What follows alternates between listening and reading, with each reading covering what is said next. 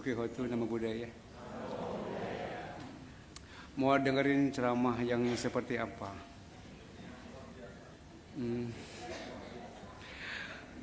Nggak ada yang luar biasa, biasa-biasa aja semuanya. Bisa request kalau mau Bante. Ya, mau dengerin ceramah apa? Karena Bante banyak bahan, kadang-kadang nggak ngerti mesti ngomong apa lagi. Ya, ada yang bisa mau request nggak? Atau Bantenya kurang maju kali ya? Ya udah jelas suaranya. Oke. Sekali lagi Bante tanya, mau dengerin apa? Iya. Tadi Bante sempat pemanasan di belakang. Ya, ada orang Bante datang, mereka datang langsung tanya ini, tanya itu. Ya ini bukan ceramah, ini cuma sebagai pembuka. Ya, tapi mungkin juga nanti setelah pembuka bisa jadi panjang ceritanya. Ya, kalau Bante kan memang lebih banyak bicara tentang meditasi. Kebanyakan sih bicara. Ya. Terus makin kesini, Bante makin sering ketemu praktisi. Ya, sering discuss. Sekarang teori sudah mulai ditinggalkan. Kalau dulu Bante masih senang bicara tentang teori yang di buku-buku ya. Karena yang saya alami sebagai biku sampai hari ini bukan cuma meditasi saja yang makin simpel. Ya, semuanya kok kayaknya makin simpel aja ya. Kok jadi nggak rumit gitu. Kok jadi bisa segampang itu gitu. Tentang pelimpahan jasa, ya tentang meditasi, tentang apa aja lah. Karena buat saya kenapa bisa lebih simpel begitu Bante? Karena buat saya pribadi dulu itu dhamma itu susah sekali, rumit sekali. Ya, saya sampai belajar belasan tahun ya. Kok kayaknya nggak ngerti-ngerti ya. Apa saya yang bebel, apa dhammanya yang sulit saya nggak tahu. Tapi ketika saya jalani kesini sering ketemu orang ngobrol. Ya nggak niat diskusi dhamma sih, nggak niat. Ya cuma ngobrol biasa ketemu. Tapi kok mereka kebanyakan nggak ya, seperti ngajarin saya gitu. Pas saya dengerin, kok jadi simple ya, kok jadi gampang ya gitu. Kalau saya dulu taunya seperti itu, aduh kayaknya nggak perlu capek-capek. Ya, contohnya seperti ini. Ada dua hal yang mungkin nanti bisa anda renungkan. Oh ternyata meditasi segampang itu ya Bante ya, nggak rumit ya, nggak susah ya. Nah, kemarin waktu saya di Simpak, saya kedatangan orang baru. Maaf ya teman-teman saudara sekalian, dia bukan Buddhis, mereka Katolik. Ya, mereka lihat saya di YouTube. Ya, pas ketemu saya dia bilang maaf Bante, saya bukan Buddhis Bante. Oh nggak apa-apa, saya orangnya sama apa aja masuk saya bilang. Ya, terus kenapa mau cari saja kenapa saya bilang? Saya lihat Bante di YouTube Bante. Oh tertarik ya sama ceramah saya? Oh enggak Bante enggak. Saya udah GR duluan tadinya. Tertarik ya ceramah saya bagus ya? Oh enggak Bante bukan itu. Kenapa bisa cari Bante? Dulu Bante saya nggak ngerti apa yang saya dengar dia bilang. Dulu ketika saya belum ketemu Bante, terus terang Bante, saya nggak ngerti Bante. Saya ini Katolik tapi saya suka meditasi dia bilang. Terus saya tanya, kamu pakai metode apa? Saya nggak paham metode Bante, saya nggak tahu apa itu metode dia bilang. Tapi yang saya tahu, saya cuma diam, pasrah, dan nggak punya ekspektasi apa-apa. Tapi tiba-tiba semua terbuka Bante. Oh, bisa segampang itu ya? Iya Bante. Dan dia cerita. Aduh, saya yang udah belasan tahun nggak sampai ke situ Ci. Ya, kunci bisa semudah itu saya bilang. Oh jelas ini orang paraminya luar biasa. Itu kasus pertama satu. Kasus yang kedua sama juga. Orang ini juga nggak pernah ke wihara, nggak pernah kebaktian seperti Anda yang rajin-rajin seperti ini ya. Tapi ketika dia ketemu saya, dia bicara tentang meditasi juga. Dan dia juga sama-sama tidak tahu apa itu metode, nggak tahu, nggak paham. Dan yang dia ceritakan mirip dengan orang yang pertama saya temui itu. Saya tanya, kamu pakai metode apa? Oh enggak Bante, saya enggak pakai metode. Cuma yang kedua ini agak aneh. Dia bilang dia suka sering liatin langit. Dia sering liatin langit. Dia Dan dia cuma melihat aja, nggak punya pikir apa. Terus dia bilang, tiba-tiba langit terbuka Bante, dan saya bisa melihat surga. Oh, nggak bisa begitu. Benar Bante, saya nggak pernah lihat surga. Saya bilang, oh, besok-besok kalau ke situ ajak saya bilang. Kok bisa segampang itu? Ya, bisa segampang itu. Akhirnya saya renungkan lagi. Ya memang sih memang, ya cocok sih dengan apa yang saya jalani juga sebagai biku. Ya, tapi di sini saya bukan bicara pencapaian supranatural. Kalau saya lebih senang bicaranya yang logika dan realita. Anda mengalami, saya pun pasti mengalami. Ya, kalau bicara tentang surga, mungkin kita semua pernah mengalami, tapi kan lupa. Ya, kalau bicara tentang supranatural ya, saya nggak paham, nggak ngerti. Ya, karena kalau saya prakteknya cuma ke sini aja. Ya, cuma ke dalam saja. Nah, ini cuma sebagai pembuka tentang meditasi. Sudah cukup belum? Ya, kalau cukup berarti mau pulang. Udah cukup belum? Belum ya? Oke, anggap aja ini pemanasan dulu. Ya, nanti berarti akan bicara tentang meditasi kepada teman-teman saudara sekalian. Karena begitu banyak saya bertemu dengan praktisi meditasi, ya. Tapi maaf ya teman-teman saudara sekalian, mungkin ini yang orang sering bilang, ya, pinter tapi kebelinger gitu. Sering latihan, sering retret, ya, duduk bisa berlama-lama, tapi bukan kebijaksanaannya muncul, tapi jadi aneh. Gitu. Ya, terus ada salah di mana? Ya. Dan buat saya, ya jelas ada sesuatu yang perlu diperbaiki. Karena kalau buat saya pribadi, ya meditasi kan harusnya bikin orang jadi lebih baik ya. Ya minimal jadi lebih sabar, 1. 2, jadi lebih toleran, ya. Jadi lebih rendah hati. Jadi bisa mudah menerima. Jadi lebih ramah. Jadi lebih sederhana. Jadi lebih tulus. Bukan begitu kali ya meditasi ya. Ya. Tapi kadang-kadang yang saya temui kan di tempat saya juga kita kan sering buka retret, ya. Dan saya juga sering perhatikan yogi-yogi satu persatu. Kayaknya sih ada banyak kesalahpahaman tentang meditasi. Ya. Karena banyak orang meditasi kadang-kadang mereka bukan pengen melepas tapi pengen mencari. Nyari apa ya? Nyari apa biasanya orang meditasi? Ketenangan, kebahagiaan.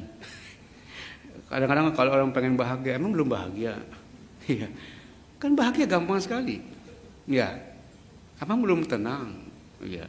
Kan tenang juga gampang sekali. Terus kalau udah tenang mau apa?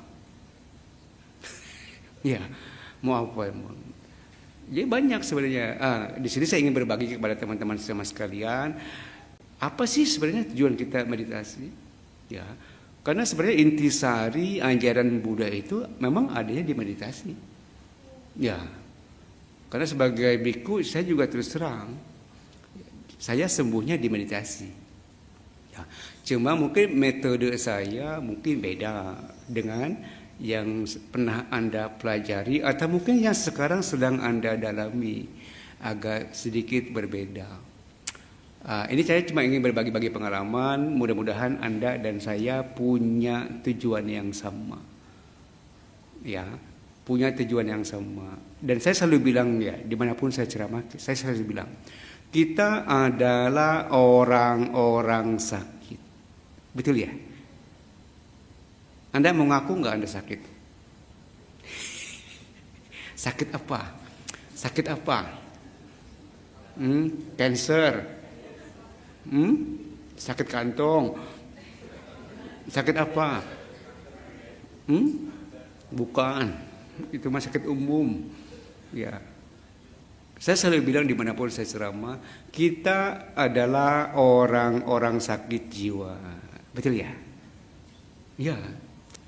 Sama seperti Anda ya, saya juga sama. Dulu ketika saya belum jadi biku, sebelum saya belum kenal meditasi, saya adalah orang yang sakit jiwa. Sakit jiwa bukan berarti kita nanti harus dikirim ke Grogol ya, bukan, lain cerita. Bukan begitu, bukan itu yang saya maksud. Sakit jiwa itu bukan itu. Kita adalah orang-orang yang sulit bahagia. Ya. Setiap hari kita habiskan waktu kita dari pagi, siang, sore, malam. Kita berusaha berjuang untuk mencari bahagia. Tapi yang didapat apa? Kadang-kadang malah sebaliknya ya. Nyarinya bahagia tapi dapatnya capek. Ya. Dan saya pernah ada di titik Anda, Koriko. Saya pernah ada di titik itu. Ya. Saya sama seperti Anda dulu. Saya mencari apa yang saya mau. Saya bekerja mati-matian. Saya berusaha untuk mendapatkan sesuatu yang bisa memuaskan hidup saya. Ya, dan saya bekerja siang, malam, pagi, sore, banting tulang, dapat. Namanya orang kerja masa nggak dapat. Tapi benar Pak Riko, capek.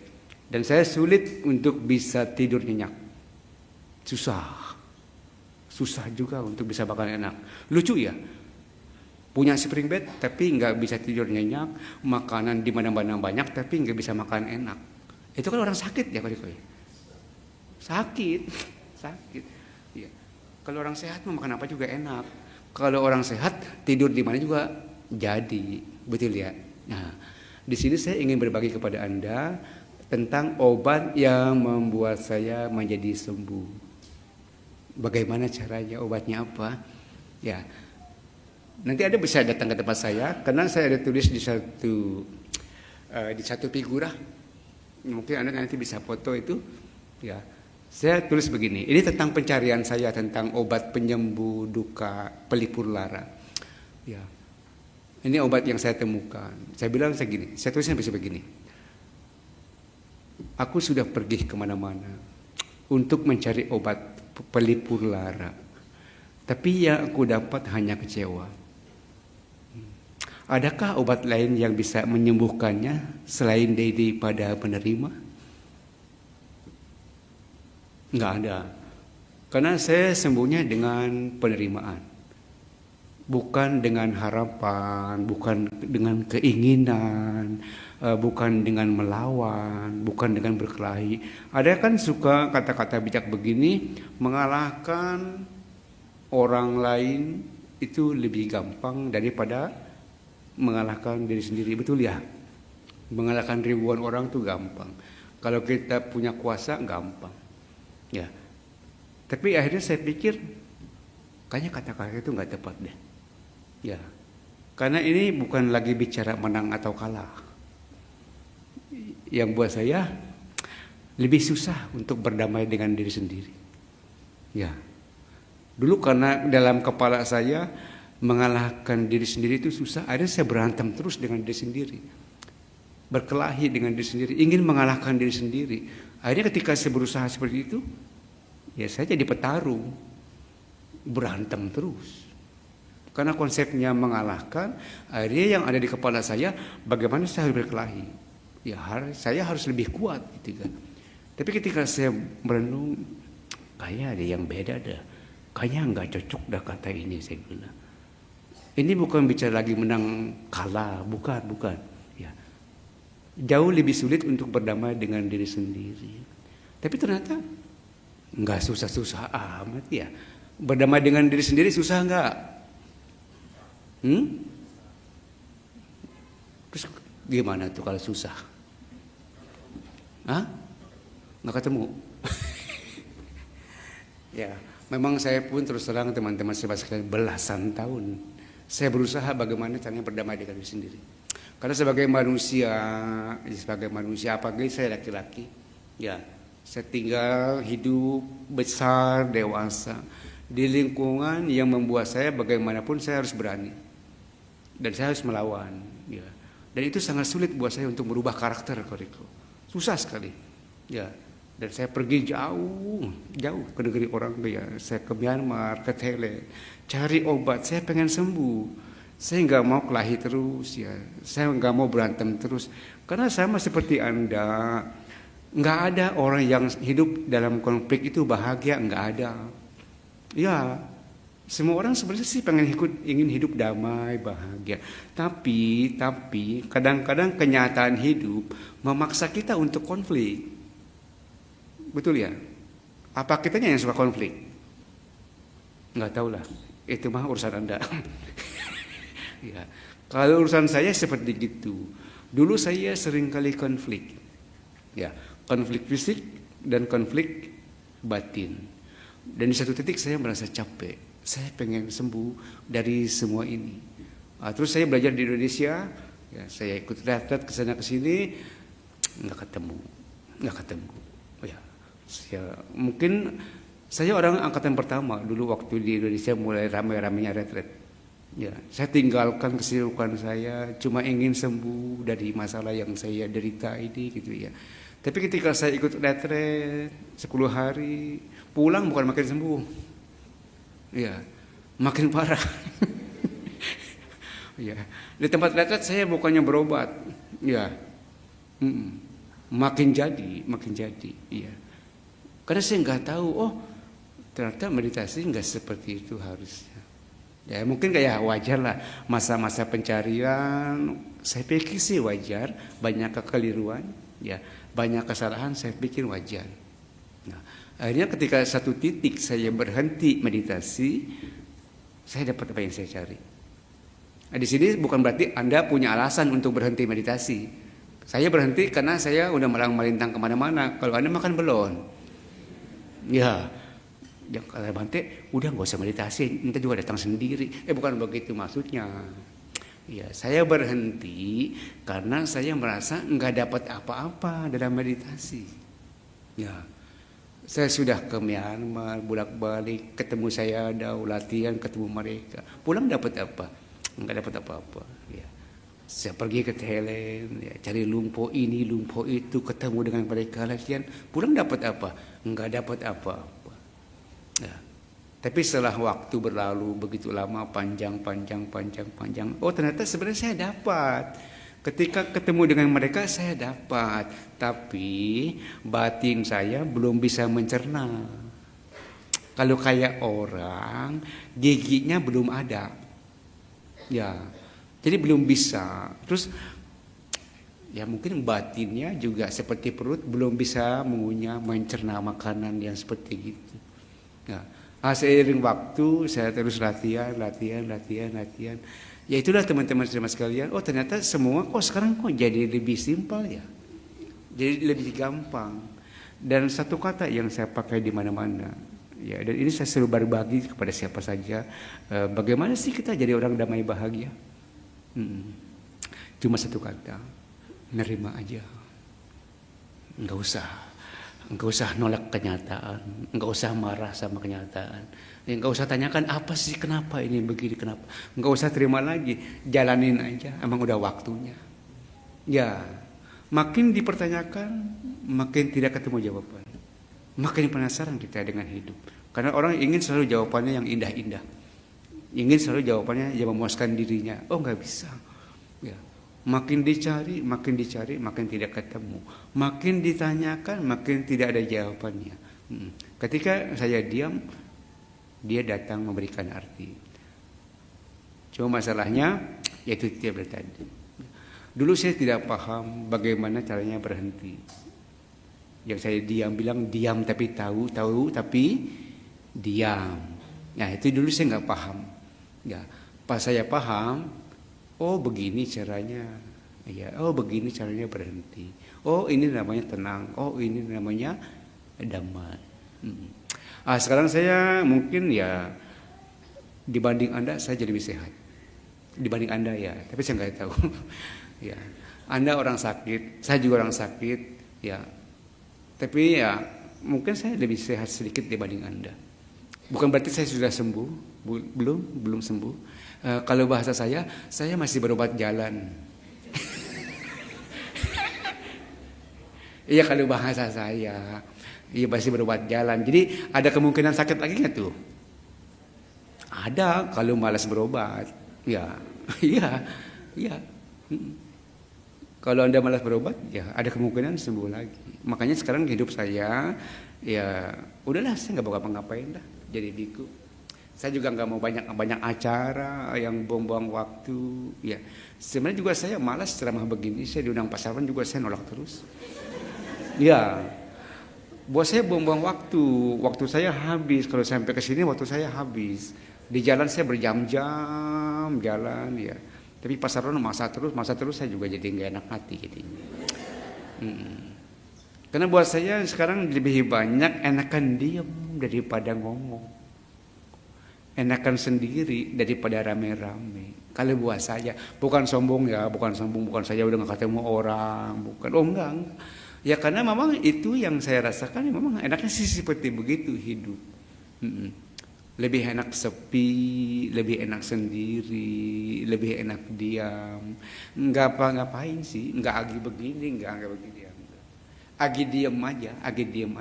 Dan memang agi enggak pengen apa-apa gitu. Ya, seasik itu.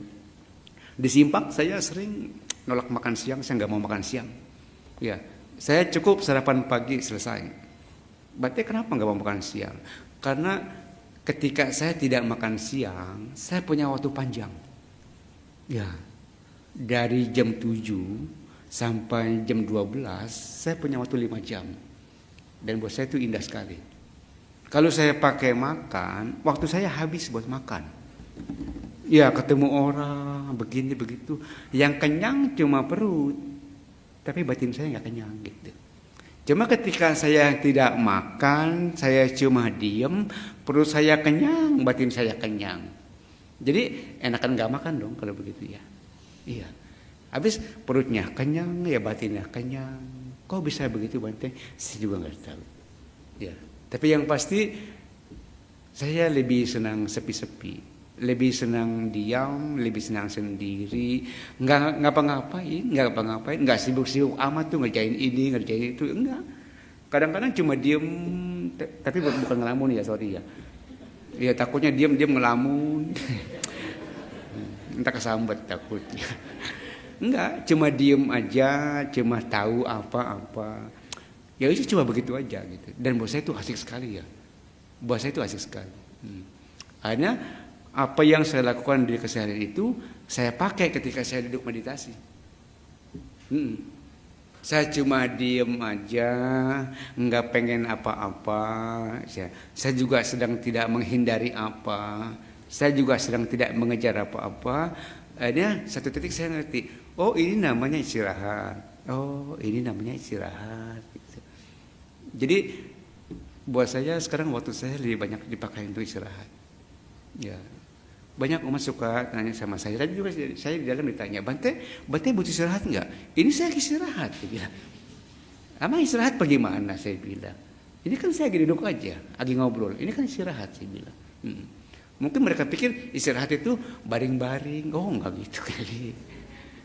Ya, di umat juga, di Simpak juga umat suka tanya ke saya, Bante kapan istirahatnya Bante? Kayaknya sibuk sekali. Ini yang sibuk saya apa situ? Saya bilang. Iya.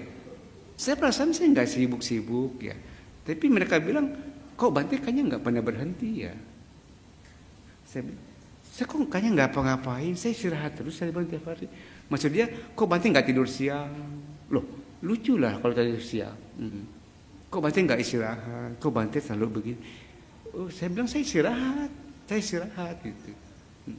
Nah, ini yang ingin saya berbagi kepada Anda teman-teman saudara sekalian, bahwa ya namanya manusia, kita semua ingin hidup damai, bahagia. Betul ya? Sudah ketemu belum? Belum ketemu pasti, makanya Anda datang kemari. Kalau ketemu mah nggak bakal kemari lagi. Ya, iya. Orang yang datang ke wihara itu kebanyakan orang-orang sakit. Iya, kebanyakan. Karena kalau yang udah sehat, ngapain lagi ke wihara ya? Kan udah sehat gitu kan. Ya, bukan berarti semua yang ada di sini sakit. Ada juga sih yang sehat.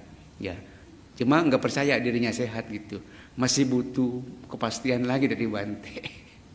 Nah, di sini saya ingin berbagi itu aja kepada Anda teman-teman saudara sekalian, bahwa dhamma itu sebenarnya begitu simpelnya, begitu mudahnya, begitu indahnya.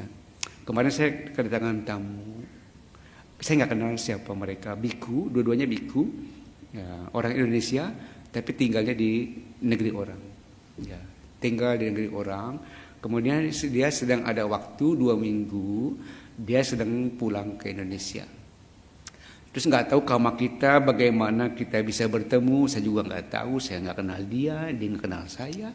Ya, kan di Indonesia wihara begitu banyak, biku pun begitu banyak. Tapi kenapa dia kok bisa datang ke tempat saya yang di pelosok begitu di kampung jauh? Ya, ngobrol-ngobrol. Ya. Akhirnya kita ya biasalah bagi-bagi tentang pengalaman. Ya. Dia bilang kami ingin berbagi kebahagiaan Bante. Dia bilang begitu. Saya bilang saya udah bahagia. Ya, saya udah bahagia. Saya lebih dari bahagia. Ya, kalau Bante bahagia ya syukurlah dia bilang. Saya jauh lebih bahagia saya bilang. Karena buat saya bahagia itu gampang. Apalagi yang kita cari dalam hidup ini selain bahagia? Kalau menurut Anda apa? Apalagi yang Anda cari dalam hidup ini selain bahagia? Kan bahagia emang udah tuh. Bahagia emang kan udah. Apalagi yang Anda cari dalam hidup ini selain bahagia? Apalagi? Hah? Uang. Ya, okay. Kalau uang carinya di bank Koriko. Apalagi selain itu? Ya. Ini selalu saya katakan di mana-mana saya ceramah, bahwa di samping bahagia, sebenarnya kita hidup ini pengen cari tenang, ya, pengen cari damai. Bagaimana Bante caranya damai? Biku yang kemarin sama Bante ketemu itu, kita punya prinsip yang sama untuk hidup damai bahagia dalam Dhamma. Ada 3 kata yang diucapkan dan memang itu kita pakai di tempat saya tinggal. Ya. Dia bilang kalau kita ingin hidup damai bahagia dalam Dhamma, 1 dia bilang kita harus jadi orang super sederhana. Enggak usah banyak mau, dia bilang. Apa adanya aja, 1. Nerima. Sederhana dia bilang. 2, harus tulus Bante. Setulus-tulusnya. Yang 3, rendah hati Bante. Oh ya udah, saya tahu karena 3-tiganya kita sedang kembangkan di tempat kita tinggal. Ya, kita berusaha hidup apa adanya, enggak banyak minta apa-apa sama orang. Ya kalau dikasih ya syukur, enggak dikasih bah kelewatan. Gitu. enggak bercanda. Ya kalau dikasih syukur, kalau ada ya kita syukurin, kalau enggak ada kita enggak pernah minta apa-apa sama orang. Ya 1, kita mau belajar hidup memang apa adanya. Ya cukup, ya cukup. Terima kasih banyak. Karena ketika mereka mau datang, maaf Bante butuh apa ya, biar bisa kita bawa ke Simpak. Cukup, nggak butuh apa-apa. Saya bilang, bukannya basa-basi, emang cukup, nggak butuh apa-apa. Ya sorry, cukup saya bilang, nggak butuh apa-apa. Karena kita berusaha sedang mengembangkan rasa cukup 1, 2, ya memang tulus, setulus-tulusnya, memang sedang berusaha tulus. Apalagi dalam praktek spiritual ya teman-teman sekalian, saya selalu bilang sama orang yang praktek spiritual, kalau orang praktek spiritual harusnya dia lepas dari pamrih, nggak boleh pamrih. Jangankan Anda praktek spiritual ya, kita bergaul sama orang aja, misalnya kita bergaul sama orang ini, kok siapa kok namanya kok siapa namanya? Ya. Jeju, kayak kota di Korea. Misalnya saya bergaul sama Ko Jeju, misalnya seandainya ada sama Septo lah misalnya. Kalau saya ada pamrih sama Ko Jeju atau Ko Jeju ada pamrih sama saya, kayaknya hubungan kita nggak panjang. Nggak dapat apa-apa dari pergaulan kita, Ko Jeju ya. Putus sampai di situ, betul ya? Ya, dan saya renungkan sama. Kalau kita praktek spiritual, kalau kita praktek Dhamma ini penuh dengan pamrih, kayaknya kita akan putus dari Dhamma, jauh dari Dhamma. Coba deh, banyak orang yang badannya ada di wihara, ya telinganya setiap hari dengerin Dhamma, ketemu dengan biku sangga, tapi hatinya jauh dari Dhamma. Ada enggak? Ada, karena saya memang ada di situ, saya tahu. Mana orang-orang yang hatinya dekat dengan Dhamma, mana orang-orang yang hatinya jauh dengan Dhamma, walaupun badannya ada di tempat meditasi. Dari mana Bante bisa tahu? Kan manusia punya rasa, ya, dan dia pun memancarkan rasa kepada kita, gitu kan? Dan buat saya rasa itu nggak bisa berbohong, rasa itu nggak pernah berdusta. Sama seperti lidah mencicipi rasa, begitu juga batin kita, ya, menerima sesuatu dari orang, dari kita perhatikan. Maaf ya, bukan bermaksud menilai seseorang, bukan. Tapi kita tahu, kita lihat, kita perhatikan. Kayaknya kok badannya mah di wihara, tapi hatinya kok kayaknya jauh dari wihara gitu. Anda paham nggak yang saya ngomong? Pernah ketemu orang seperti itu? Jangan-jangan Anda orangnya. Karena buat saya orang yang dekat dengan wihara itu ya itu dah orang-orang yang bahagia, orang-orang yang tulus, orang-orang yang rendah hati, orang-orang yang toleran, orang-orang yang lama, dan orang-orang yang sederhana. Itulah orang-orang yang dekat dengan Dhamma. Ya. Jadi kalau Anda ke wihara, Anda meditasi, Anda sering dengerin ceramah, bolak-balik sana sini, tapi kalau hati Anda masih jauh dari sederhana, ya belum lah berarti cuma badannya doang yang dekat sama wihara ya katanya. Ya. Jadi itu saja yang ingin saya bagi kepada Anda teman-teman sekalian, dan makin kesini semuanya jadi makin gampang, jadi makin simple.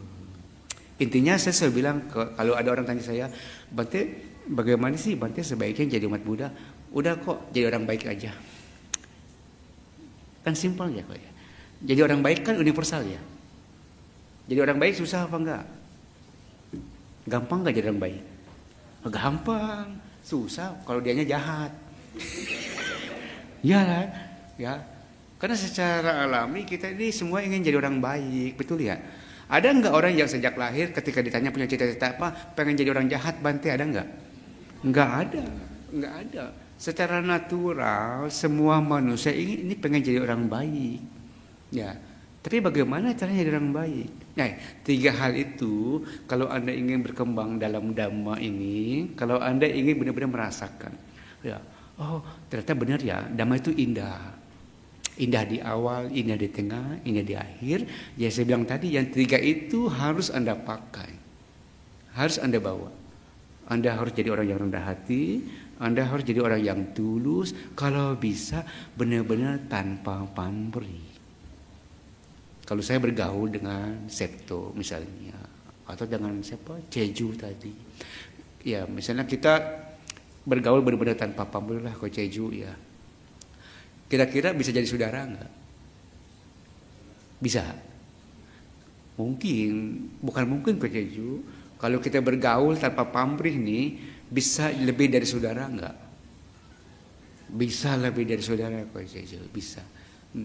Jadi intinya teman-teman sekalian, ketulusan hati itu penting bukan hanya di kehidupan Anda sehari-hari, tapi juga di kehidupan spiritual. Karena itulah yang saya rasakan. Makin tulus, makin indah. Ya. Karena enggak ada rintangan, enggak ada hambatan apa-apa. Semuanya baik-baik saja. Ya. Bahkan yang enggak baik pun jadi baik. Ya, yang penting tulus apa enggak gitu. Kalau Anda tulus, yang jelek pun bisa jadi bagus.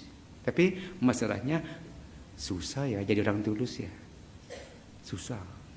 Sulit. Apalagi kalau Anda lahir dari alam yang penuh dengan ketidaktulusan. Alam apa itu, Bante? Jawab sendirilah, saya nggak mau jawab lah. Ya. Ya. Karena sebenarnya gini teman-teman sekalian, memang ya banyak saya mengajar Dhamma kepada orang-orang ya, ketemu mungkin ratusan orang, ribuan orang. Dulu saya kadang-kadang suka agak sedikit kecewa kalau saya nggak bisa merubah seseorang gitu. Dulu, ya. Dan saya selalu berusaha sempurna, perfect. Saya ingin ketika orang ketemu saya itu mereka berubah jadi baik. Dulu. Tapi sekarang saya udah mulai mengerti, oh ternyata tidak semua orang bisa dirubah. Kenapa bisa begitu, Bante? Karena kita lahir dari alam yang tidak sama, dari alam yang berbeda. Kira-kira kita dari mana ya? Hmm? Wah, nggak salah. Saya tadi dari Modern Land. Tadi pagi saya ke Simpak, dari Simpak saya ke Karawaci, saya transit di Modern Land. Berarti saya jawabannya salah. Kita dari mana ya sebenarnya? Kita bisa dari mana saja, Koriko. Ya, karena alam yang pernah kita singgahi nggak satu, Koriko. Ya, Koriko taunya berarti dari Simpak. Salah. Ternyata berarti sempat transit di Modern Land. Iya. Ntar pulang ke Simpak, betul Koriko. Tapi besok pergi lagi, nggak tahu kemana. Ya, Anda tahu Anda dari mana? Anda tahu nanti Anda akan kemana? Nggak tahu. Berarti juga nggak tahu. Tapi kita bisa kira-kira kita ini dari mana bisa. Ya, masalahnya Anda mau belajar nggak? Anda mau merenung nggak? Bisa. Terus kira-kira kita nanti bakal kemana? Tahu nggak? Hati-hati ya, Anda yang nggak tahu ya sih. Anda tiba-tiba kejeblos tuh sih. Iya, tahu-tahu meleng-meleng kepleset kejeblos. Nggak tahu mau kemana, nggak tahunya jauh ke bawah sih. Susah ditolong. Ya, banyak umat, banyak manusia. Dia tidak tahu dia dari mana. Dan dia tidak tahu dia akan kemana. Bukan saya sakti loh, Ci. Bukan saya punya kemampuan batin, ya. Bukan saya punya indera keenam. Bukan saya pandai supernatural. Tapi ini logika. Ini logika. Banyak orang tidak paham, banyak orang tidak sadar setiap hari dia sedang membuat jejak karma untuk dirinya sendiri. Betul ya? Anda sadar nggak Anda sedang bikin jejak karma? Enggak. Kebanyakan orang nggak sadar, Luci.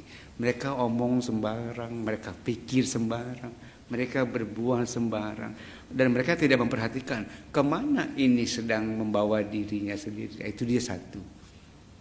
Karena dia tidak paham bahwa dia sedang membuat jejak karma, dia nggak tahu nanti dia bakal kemana. Betul ya? Agar nanti kita paham ya bahwa kita sedang bikin karma. Agar nanti kita paham kita akan kemana, ya mau nggak mau kita harus banyak belajar,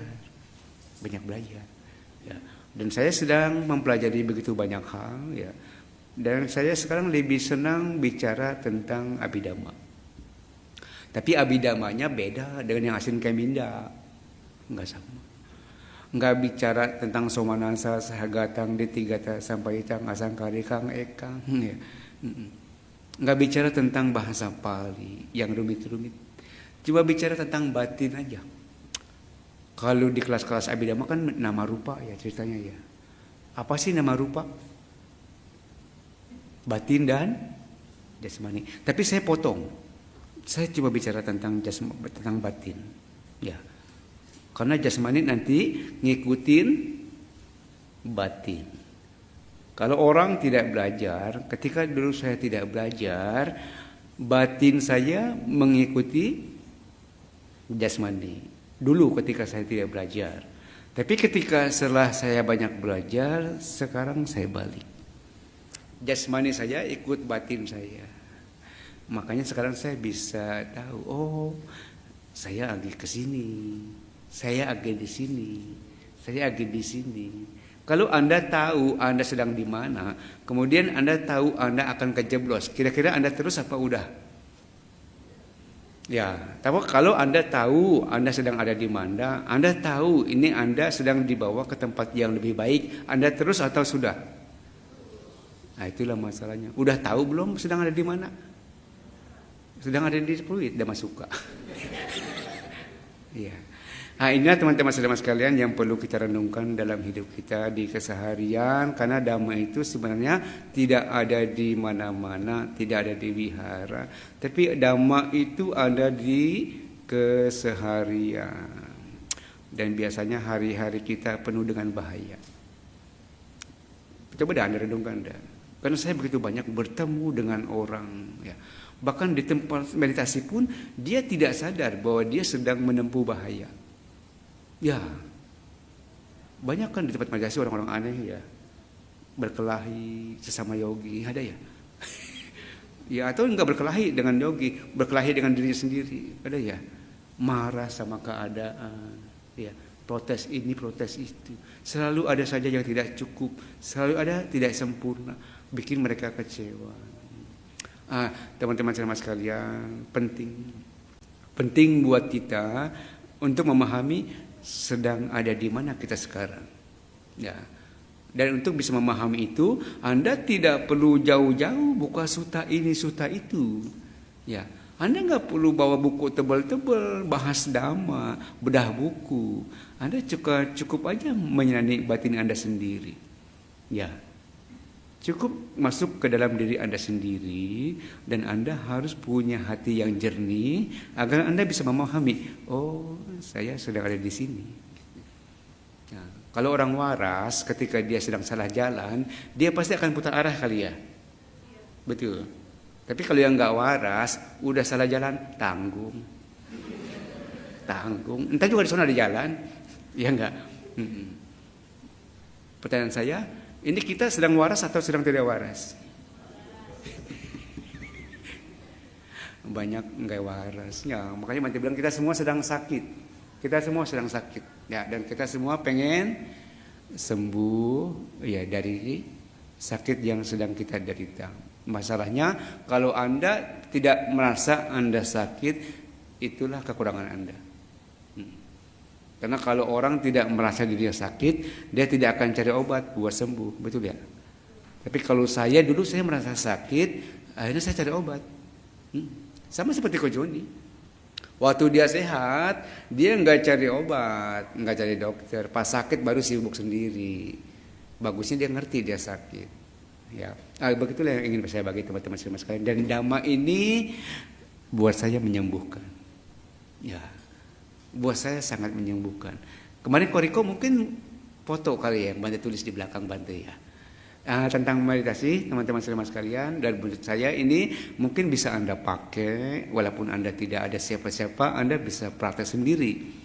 Karena kata-kata ini buat saya simple, mudah dimengerti dan bisa dipraktekkan walaupun tidak ada orang di samping yang membimbing Anda, nggak ada.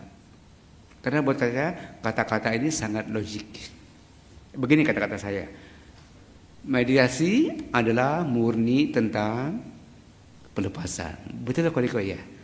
Meditasi adalah murni tentang pelepasan. Dan pelepasan dalam meditasi itu butuh penerimaan apa adanya. Pelepasan yang didasari oleh penerimaan apa adanya buat saya adalah penyembuhan sekaligus membebaskan. Gampang gak tuh? Karena memang itulah yang saya alami. Buat saya dhamma ini menyembuhkan. Dan saya sembuhnya dengan penerimaan itu. Saya tidak lagi mencari, saya tidak lagi mengejar, saya tidak lagi berharap, saya tidak lagi meminta, dan saya tidak lagi menghindari apa-apa. Cuma menerima apa adanya. Ya, ada bumbunya sedikit. Menerima disertai dengan pengertian benar tentang karma. Bahwa semua yang terjadi dalam hidup kita memang sudah waktunya. Dan waktu itu sendiri nanti yang akan menyelesaikannya. Masalahnya kapan? Malah tahu kalau Anda tidak berusaha. Ya. Jadi mulai sekarang kalau Anda ingin mengerti dhamma yang Buddha ajarkan, belajar menerima kenyataan. Ya. Jangan tanyakan ini kenapa Bante. Jangan tanyakan ini apa Bante. Oh, nggak tahu lah, saya nggak paham. Ya, udah jalanin aja, terima aja. Nanti gua selesai. Ya, dan bisa selesai Bante? Bisa, gampang kalau buat selesainya. Ya, di saat Anda bisa menerima, saat itu selesai. Iya sih. Yang Bante rasa begitu. Ketika saya bisa menerima, selesai. Ketika saya bisa terima, selesai. Yang bikin enggak selesai itu karena kita enggak bisa. Jadi gampang enggak tuh belajarnya? Cuma satu kata, nerima apa? Sekarang kebanyakan nerima apa enggak nerima? Hah? Sekarang kebanyakan mana nih? Kebanyakan nerima apa kebanyakan enggak nerima? ya urusan Anda itu mah, bukan urusan saya. Kalau urusan saya mah selesai ya. Apapun yang terjadi dengan hidup saya, ya entah itu baik, entah itu buruk, terutama yang buruk-buruk, yang jelek-jelek ya, saya mah cuma nerima aja. Nggak mau nyalahin siapa-siapa, nggak mau lagi bilang oh dia jahat, ya, oh nggak mau lagi kecewa, nggak mau lagi marah sama kenyataan, ya, nggak lagi menghindari apa-apa. Ya udahlah, emang adanya ini mau diapain ya. Ya jadi ketika saya bisa nerima, kok asik ya? Seperti ada pelepasan yang Bapak bilang tadi.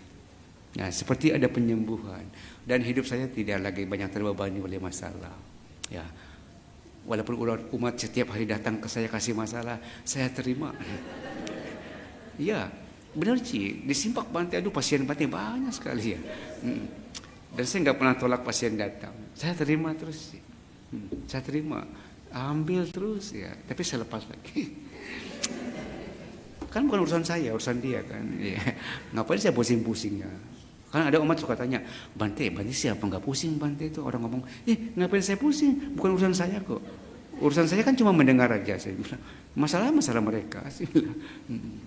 Nah, itulah yang saya bisa dapatkan ya, sepanjang dalam masa-masa pencarian saya sebagai biku ya, sama seperti Anda mungkin sebagai umat pun Anda juga sama-sama mencari kedamaian itu ya.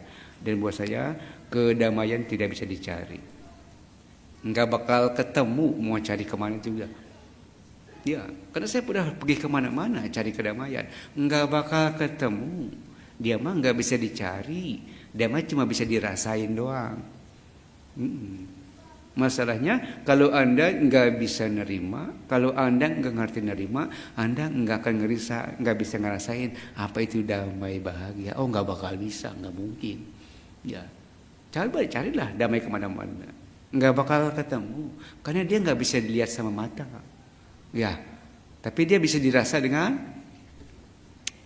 Masalahnya Anda punya hati nggak? Hah? Sehat nggak? Kalau hati Anda sakit nggak bisa. Anda harus punya batin yang sehat dulu. Kalau batin Anda sakit, Anda nggak bisa ketemu, nggak bisa ngerasain. Orang sakit, kira-kira bisa makan enak nggak? Orang sakit mau makanan enak di depan mata nggak enak, betul ya? Orang kalau batinnya sakit bisa ngerasain enaknya dama nggak? Mesti punya batin sehat dulu. Masalahnya sepanjang Anda masih hidup penuh dengan keinginan, ya, penuh dengan pamrih, ya, kayaknya nggak ada cukupnya, ya, maka Anda mungkin saya bilang masih masuk dalam golongan orang-orang sakit. Ya, kalau Anda sudah bisa nerima, ya, Anda bilang cukup, terima kasih banyak semuanya. Ya, sampai hari ini saya masih bisa menikmati apa yang bisa saya rasakan. Mudah-mudahan nanti pelan-pelan batin Anda akan sehat sendiri dan pelan-pelan rasa dhamma itu mungkin akan bisa Anda nikmati. Dikit-dikit, pelan-pelan. Ya, karena saya pun bisa merasakannya nggak langsung tiba-tiba. Dikit, sedikit. Makin banyak pelepasan, makin banyak penerimaan, makin banyak ketulusan, makin enak. Jadi sesimpel itu sih buat saya teman-teman sedama. Ya, sebenarnya dhamma itu memang benar-benar Buddha bilang indah di awal, indah di tengah, indah di akhir. Ya, indahnya masalahnya di mana kuncinya gitu. Nah, itu yang bisa saya sampaikan. Ya, bicara meditasi sama intinya satu, tanpa pamrih, ya, bicara tentang bergaul, ya, tentang bersosialisasi dengan orang banyak, ya, dengan hubungan pertemanan, ya, mau Anda suami istri, ya, apapun itu semuanya intinya ya memang adanya di ketulusan hati itu, tanpa pamrih. Berikan yang terbaik, ya, berikan yang terbaik, dan jangan berharap apa yang akan kita dapat. Karena di Simpak saya berusaha untuk memberikan yang terbaik. Terus terang kalau Anda ke Simpak, ya, saya terus terang di Simpak itu kita nggak ada apa-apa sebenarnya. Kita di Simpak juga nggak punya servis apa-apa, ya. Tapi kita selalu berusaha. Ketika ada orang datang, kita berusaha tulus. Ya, nggak ada ekspektasi apa-apa. Oh, orang tajir nih kayaknya sih boleh. Misalnya begitu. Ah, orang kayaknya dekil betul kayaknya gimana. Oh, enggak gitu, enggak gitu. Siapapun yang datang ke tempat kita berusaha terima. Ya. Dan kita berusaha tulus, nggak mau tahu lu siapa, nggak mau tahu Anda siapa. Ya. Itulah yang kita lakukan di Simpang. Nah, dengan cara seperti itu, maaf ya teman-teman sekalian, saya juga banyak menyembuhkan orang. Ternyata penerimaan itu bukan nanti imbasnya hanya menyembuhkan diri Anda sendiri. Penerimaan yang Anda lakukan dengan tulus kepada orang lain, nanti tanpa Anda sadari Anda bisa menyembuhkan orang tanpa berusaha mengobati mereka. Dan itu saya buktikan di Simpang. Makanya saya bilang teman-teman saja, kita di sini siapapun yang datang, kita harus terima mereka apa adanya. Ya, jangan pernah bilang mereka begini, begitu. Ya, karena kalau saya di Simpang, terus terang Bapak Ibu sekalian, saya ini sebenarnya tempat penampungan kalau Simpang. Ya kalau ngomong sombongnya, kadang-kadang suka dapat limbah kita, kadang-kadang. Ya, orang selalu bilang kalau ada yang mau datang Bante, kalau bisa mah janganlah Bante, karena yang kami dengar orang ini begini, orang begini, orang begini gitu. Saya bilang oh enggak. Kalau saya enggak apa-apa, saya bilang. Kenapa saya punya sikap seperti itu? Selalu menerima. Dan saya enggak mau tahu latar belakang mereka seperti apa. Kalau Anda tahu, ya mungkin Anda memaklumi kenapa saya berusaha menerima. Karena saya sembuh juga dengan penerimaan. Ya, kalau dari saya dulu enggak diterima oleh guru saya yang sekarang, saya kayaknya nggak bakal sembuh. Ya, karena saya diterima tanpa pamrih oleh guru saya. Dia nggak tanya kamu siapa, dari mana, mau apa, mau ngapain. Enggak, saya datang dia nggak tanya siapa kamu siapa ya. Dia cuma terima saya apa adanya. Dan saya bisa, maaf ya teman-teman sekalian, saya bisa membaca ketulusan guru saya. Dan saya memang orang yang haus penerimaan kalau saya bilang. Dan kita sih rasanya begitu juga kali ya, haus penerimaan ya. Nah, ketika saya sedang haus-hausnya untuk dimengerti oleh seseorang, guru saya itulah yang paling mengerti saya. Dan dia nggak pernah ngajarin dhamma sama yang begini li, dhamma itu begini, dhamma itu begini. Oh nggak pernah ada teori yang dia jabarkan sampai ngejelimet panjang lebar. Cuma nerima doang, nggak ada pertanyaan, nggak ada apa. Dan dia perlakuan saya seperti seolah-olah sih saya ini anak dia sendiri gitu. Dan saya seperti orang yang haus dikasih minum, seperti orang yang lapar dikasih makan. Dan saya lambat laun saya sembuh tanpa diobati. Ya, cuma dengan penerimaan. Jadi kalau Anda, teman-teman saudara sekalian, Anda ingin sembuh dari penyakit Anda, penyakit jiwa Anda tentunya. Ya, Anda harus belajar menerima kenyataan apa adanya. Ya. Dan kalau Anda ingin belajar, ingin menyembuhkan orang lain, terima dia apa adanya. Ya. Mudah-mudahan nanti dengan penerimaan kita itu, nanti tanpa kita inginkan kita bisa menyembuhkan mereka. Kenapa saya bisa bicara seperti ini? Karena itulah yang saya alami dalam hidup ini. Ya, makanya dimanapun saya tinggal, ya kalau orang datang ya terserah. Mau siapa kek, mau apa kek, saya pasti terima dulu. Urusan belakangan. Ya, dan saya kebanyakan bisa menyembuhkan mereka. Saya pakai cara guru saya. Ya, menerima dengan tulus. Nggak mau tahu kemarin siapa, kemarin apa, kemarin bagaimana. Tapi ya nggak sempurna kali hidup maya. Ada yang diterima bukan jadi sembuh, malah parah. Ya, tapi ya nggak apa-apa kan, yang penting kan nerima dulu kan ya. Kan hidup nggak pernah sempurna, betul nggak? Ya nggak ada bisanya sempurna. Tapi yang penting sudah berusaha nerima, Dan buat saya ini sangat indah. Karena ini bukan cuma mendukung kehidupan saya sehari-hari, tapi dia juga mendukung ketika saya sedang duduk diam. Jadi saya cuma duduk diam aja, nerima aja. Enak nggak enak saya terima. Mau berisik ya mau gitu, mau diapain gitu ya. Mau lagi kacau, mau begitu, mau diapain itu. Mau lagi capek, ya agak capek, ya udah mau diapain itu. Agak enak, ya biarin aja, nggak masalah. Semuanya berlalu. Ya, semuanya berlalu. Ya itu aja sih yang bisa saya tahu ya. Yang bisa saya bagi hari ini kepada Anda. Sebenarnya sih masih banyak, tapi takut kebanyakan.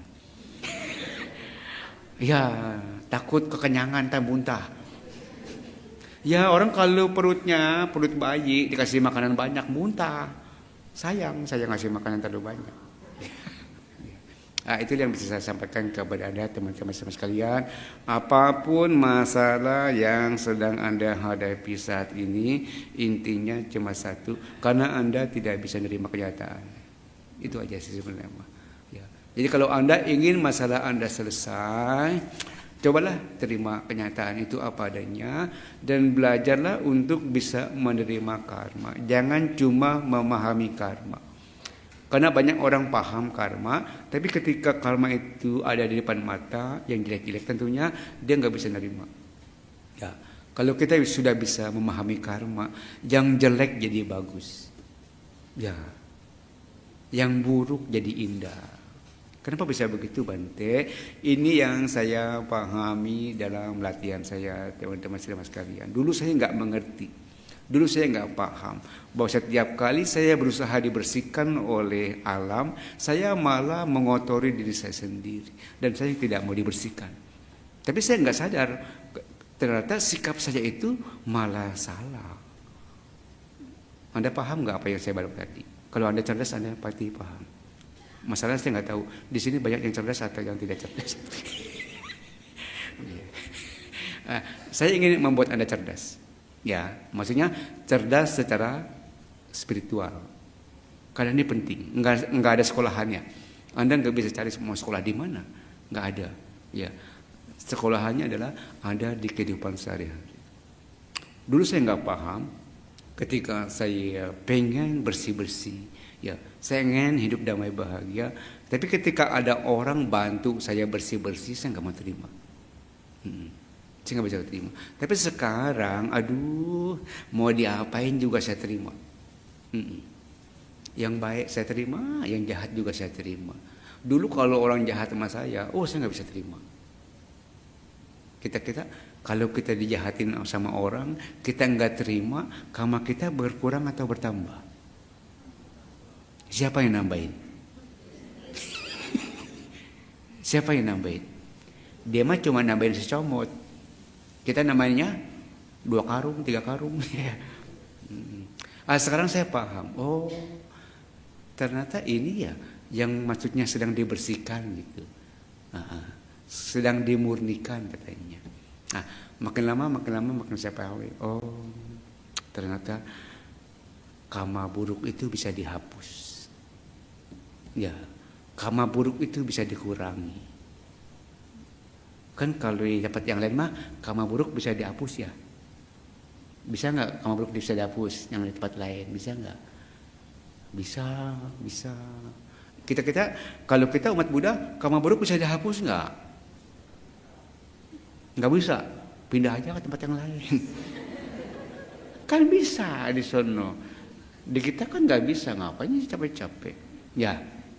Di sini saya ingin kasih tahu kepada Anda. Saya sedang berusaha bersih-bersih diri. Ya. Oh, ternyata karma buruk bisa dihapus. Bisa dihapus. Karma buruk bisa dikurangi enggak? Dengan cara apa? Salah. Orang selalu kalau saya tanya karma buruk bisa dikurangi enggak? Bisa, Bante. Dengan cara apa? Dengan berbuat baik. Pertanyaan saya, kamu banyak-banyak baiknya atau buruknya? Tekor kalau begitu. Habislah kamu yang baik-baiknya gitu kan. Bukan begitu. Kamu baik urusan masing-masing, kamu buruk urusan sendiri. Nggak bisa. Ini bukan masalah timbangan. Ya, kalau timbangan enak aja kita banding-bandingkan. Kamu buruk bisa dihapus nggak? Bisa dikurangi nggak? Bisa. Dengan cara apa? Jangan bilang dengan berbuat baik lagi ya. Iya. Itu jawaban anak kecil. Dengan cara apa karma buruk bisa dikurangi? nerima. Betul dia, betul dia, betul dia. Dengan cara apa karma buruk bisa dihapus? Sama, jawabannya nerima doang sebenarnya, cuma nerima doang. Karena kalau kita bisa nerima, kita nggak bikin karma baru, betul nggak? Tapi masalahnya setulus apa Anda bisa nerima, itulah yang susah. Ya, kalau Anda masih bicara tentang harga diri, bicara nama baik, bicara tentang kehormatan, apalagi ego Anda besar sekali, susah nerima dengan tulus. Harus belajar untuk jadi bukan siapa-siapa dulu, baru Anda bisa menerima. Ya. Sepanjang Anda pikir Anda siapa, ya, sepanjang Anda ingin orang tahu Anda siapa, susah untuk bisa menerima dengan tulus, susah. Ya. Dan saya bisa menerima itu karena memang saya merasa saya bukan siapa-siapa. Ya. Dan saya juga merasa saya bukan apa-apa juga. Saya sama aja sama orang lain, orang biasa. Emang saya siapa gitu? Pengen dihormati orang. Ya. Emang saya siapa? Pengen dihargain orang gitu kan. Ya, karena saya selalu merasa bahwa saya ini bukan siapa-siapa, saya bukan apa-apa, nggak perlu lah saya menjaga-jaga kehormatan saya, ya, nggak perlu saya juga mempertahankan nama baik saya, nggak penting buat saya. Jadi ketika ada apapun yang saya terima, baik buruk ya biasa-biasa aja. Jadi akhirnya saya punya paham gini, oh ternyata karma buruk bisa dihapus. Ya, awalnya saya pikir bisa dikurangi, bisa. Anda pernah dengar kata ahosikama? Apa Audi artinya ahosikama? Kama yang tidak berbuah. Bisa nggak kita orang biasa bikin ahosikama, bisa nggak? Hah? Bisa, bisa. Bagaimana agar kama buruk yang kita terima ini menjadi tidak buruk, bisa nggak? Malah menjadi lebih baik. Bukannya tidak berbuah, Odi. Berbalik, Odi. Yang busuk kita bisa jadiin yang jadi bagus, bisa nggak? Oh bisa. Ternyata karma buruk ini bukan cuma bisa dihapus, tapi dia bisa membuahkan sesuatu yang lebih indah daripada yang kita pikir. Bisa nggak? Bisa nggak? Ada satu kata-kata gini yang mungkin bisa jadi panduan. Di ujung pahit ada manis. Anda pernah dengar kata-kata itu? Pernah nggak makan satu tumbuhan tapi pahit, tapi setelah kita rasa-rasa kayak ada manisnya? Pernah nggak? Pernah. Kalau belum pernah datang ke Simpak, tiba-tiba bagi buah pepare. Ya. Di ujung pahit ada manis. Iya. Dan itu benar-benar saya rasakan, teman-teman saya sekalian. Ya. Dan saya sekarang belajar, oh ternyata di balik hal yang buruk itu ada yang indah. Ada yang indah. Masalahnya kamu tahan nggak terimanya.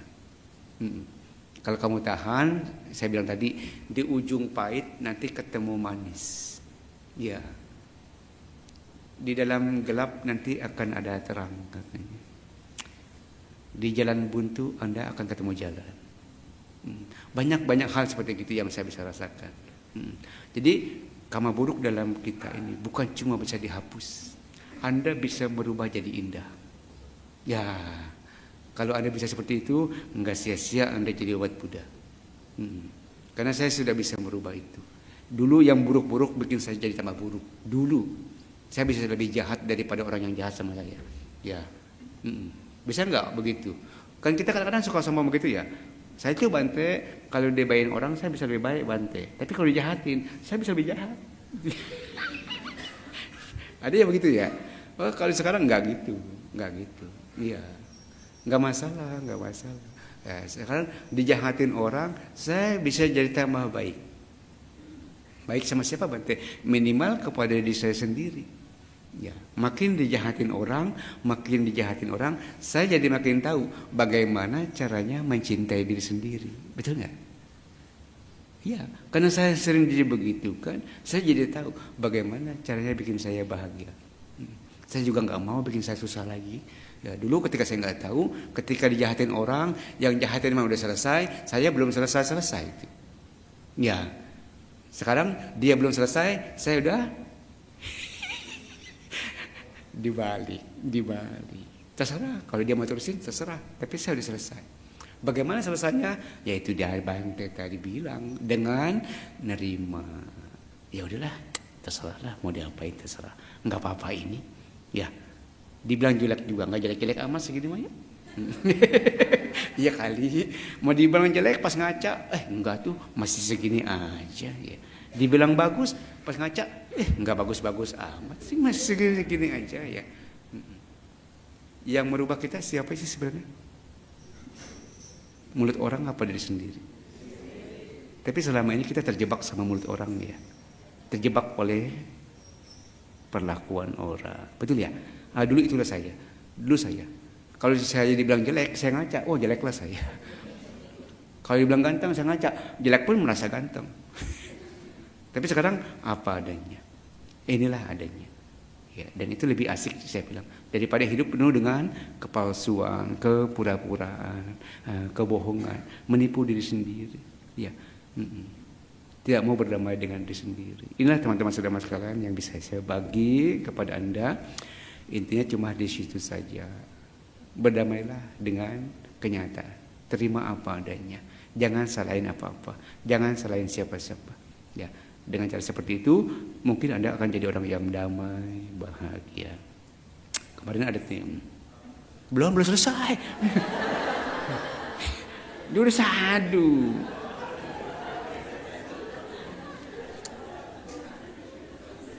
Ya udahlah, kalau dia udah sadu ya udah.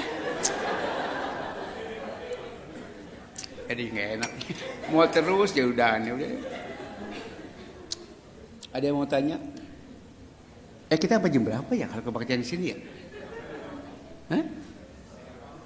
Mau tanya? Kalau nggak tanya nggak apa-apa sih, nggak masalah Bante mah. Mau ditanya syukur, nggak ditanya ya nggak apa-apa. Ya silakan. Udah. Baik selesai. Bapak Ibu, demikianlah Dhamma Desana yang disampaikan oleh Yang Mulia Bante Bodhinanda. Mohon maaf sekali karena keterbatasan waktu, sudah 7:30. Kita tidak adakan sesi tanya jawab untuk hari ini, mungkin di lain kesempatan. Bante, ternyata saya kepanjangan ceramahnya ya. Tadi nggak ada sih. Nggak apa-apa Bante, urusan yang nanya nanti. Oh ya udah. Emang saya nggak mau ditanya hari ini. Mau pulang. Mau pulang. Okay. Baik, kita terima saja Bante mau pulang. Oke, Bante, apakah ada blessing atau untuk ini? Kalau untuk saya nggak main-main blessing. Kesimpulan? Enggak. Tidak ya? Enggak. Sudah. Kata-kata terakhir sebelum ini Bante? Tidak ada juga ya? Oke. Kata-kata terakhir saya mau pulang. Mau pulang. Baik, tepuk tangan buat Bante. Baik, kami undang Bapak Ibu untuk bangkit berdiri karena Yang Mulia Bante akan meninggalkan area ada masalah. Kayak orang mau mati ya kata-kata terakhir.